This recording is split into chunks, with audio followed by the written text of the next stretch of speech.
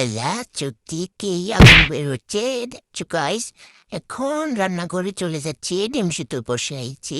এই ডিম তো সিদ্ধ হয়নি কারণ আমার চুলা চালাইতে ভুলে গেছি। এখন সুন্দর করে কাঁচামরিচ কেটে নিচ্ছি। কাঁচামরিচ কাটা হলে এখন সুন্দর করে চিক চিক চিক চিক চিক চিক চিক চিক করে এখন পেঁয়াজগুলো কেটে নিচ্ছি সুন্দর করে। আসলে গাইস তোমাদের সাথে একটা রেসিপি শেয়ার করবো, সেটা হচ্ছে ডেমোনা, যেটা সবাই পারো, খুব ইজি। আমি আবার কঠিন জিনিস পারি না, তাই ইজি জিনিস দিচ্ছি তোমাদের। যাই হোক, এখন কাটাকাটির পর্ব শেষ। এখন ডিম সিদ্ধ হয়ে গেছে আমার। এখানে একটু লবণ হলুদ মাখায় নিচ্ছি সুন্দর করে, এখন মাখায় নিচ্ছি। পরে মনে হলো ডিমগুলোতে হলুদ কম হয়েছে, একটু হলুদ দিয়ে আবার মাখায় নিলাম সুন্দর করে। এখন চুলায় কড়াই বসে দিলাম। কড়াইটা গরম হয়েছে কিনা হাত দিয়ে দেখছি। এখন একটু তেল দিয়ে দেব। তেলটা গরম হলে একটু পরে এখন ডিমগুলো ছেড়ে দেব। ছেড়ে দিলাম সুন্দর করে, চাকানাকে চাকানাকা করে ভেজে নেব। সুন্দর করে চিনিটা ভাজা করতে হবে। তারপরে ভাজাভাজি শেষে এগুলো নামাই নেব।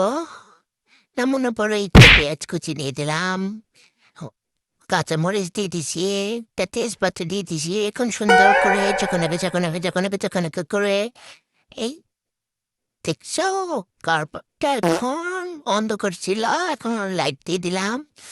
এখন শুধু করে লাড়চাড় যখন করে সুন্দর করে এগুলো ভাজা ভাজা করে নিচ্ছে। এই তো এখন একটু পানি দিয়ে দিলাম সুন্দর করে। এখন পানি দিয়ে দিলাম, এবার দিয়ে একটু লবণ, একটু হলুদ দিয়ে দেব। এখন একটু নাড়াচাড়া করে মিশে আবার একটু কম হয়ে গেছে রে ভাই। এখন আরেকটু দিয়ে দিলাম।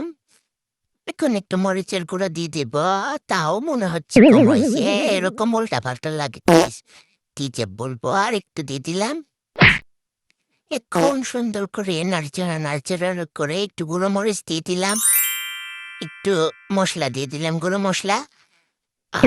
ডিমগুলো দিয়ে এখন সুন্দর করে নাড়াচাড়া করবো। নাড়াচাড়া করে এখন সুন্দর করে ওগুলোকে ভাজা ভাজা করে ভুনা করে এখন একটু পরে একটু নামাই নিলাম, সুন্দর করে সার্ভ করবো। এখন গাইস